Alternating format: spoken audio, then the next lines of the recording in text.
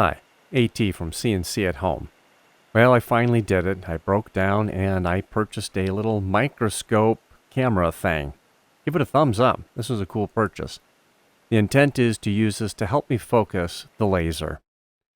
Here we have it set up on the laser. I've got a nice black surface to focus it on, and I could get it focused pretty well without the microscope, but with the microscope hooked up to my camera, or not my camera, hooked up to my phone, I can see the dot to see if it's as focused as it can get or if maybe it could be a little bit better. In person, this shows up quite a bit better than on camera. And unfortunately, as I'm trying to film this and not get my arms in the shot and try to focus the laser, I ended up moving it around quite a bit. So I'm sorry about that. But you can see it's going out of focus here. And it's very evident that it's out of focus. So I'll try to bring that back into focus. And once I get it to where it looks really sharp, if I keep going a little bit more, then it'll start to get fat again. Then I can bring it back till it's a nice, in this case, crisp line.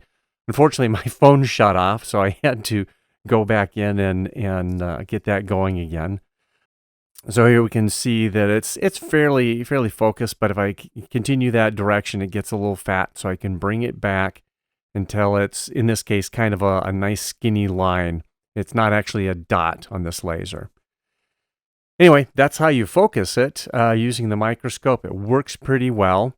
It's not that expensive to get this. You can hook it up to your computer. You can hook up to your phone. I'll put a link down in the description. I hope you enjoyed this video. Enjoy doing your CNC at home projects.